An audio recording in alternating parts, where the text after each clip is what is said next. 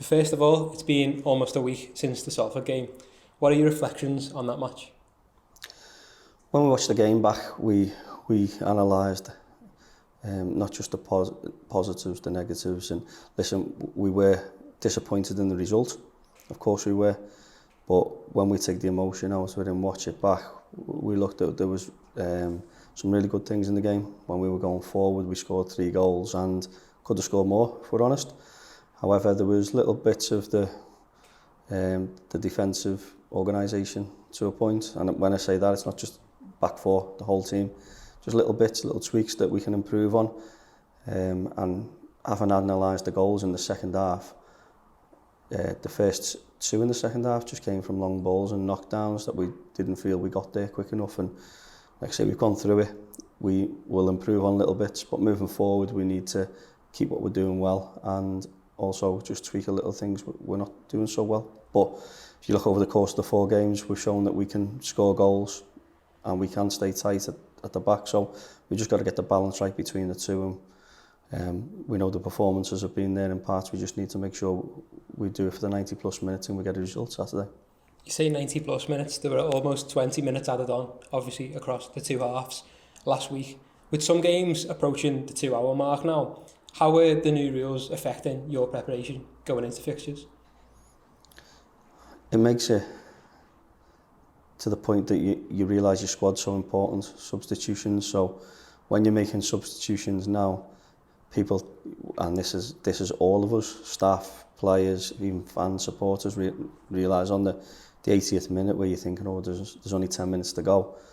More often than not now in the games, there's still 18 to 20 minutes to go on the 80th minute mark. So it's different. We've got to be aware of it and we've got to prep for it. So the timing of the substitutions is also important.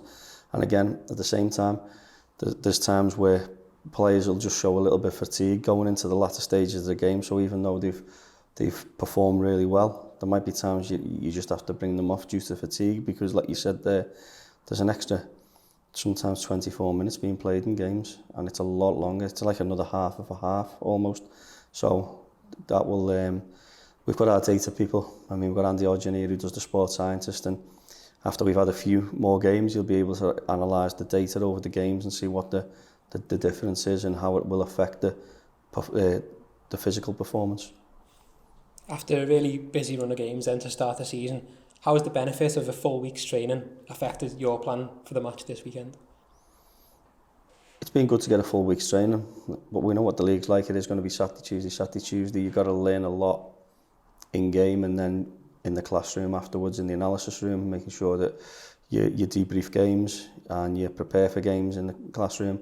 What's been good this week is we've been able to prepare more on the grass because we've had a free week. So having that's been good. It's been good to debrief the game on a Monday and learn from that and go through into Tuesday and the rest of the week to plan for Notts County. So it's been a good week on the grass.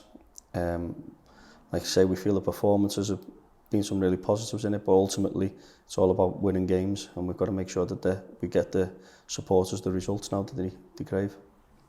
Last week you were forced to make 2 changes, obviously at the break, with Norris and O'Connor withdrawn. How is the squad shaping up now to face Notts County this weekend? Yeah, you're right. That was a big change in the game, I thought, on Saturday. The 2 forced changes at half time.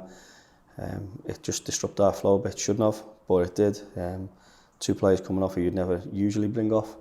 So it did affect us, but we need to make sure we learn that it doesn't moving forward.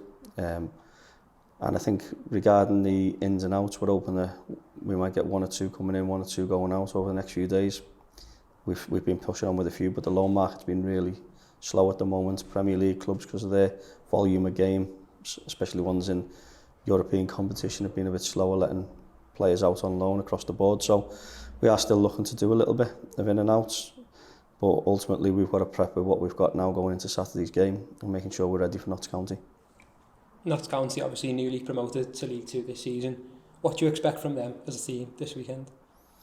Yeah, they've got a modern day manager and try and play modern day football, and what I mean by that is they've got a system now and a style of play that is really open and expansive, and they try and dominate the ball, and they're good at what they do.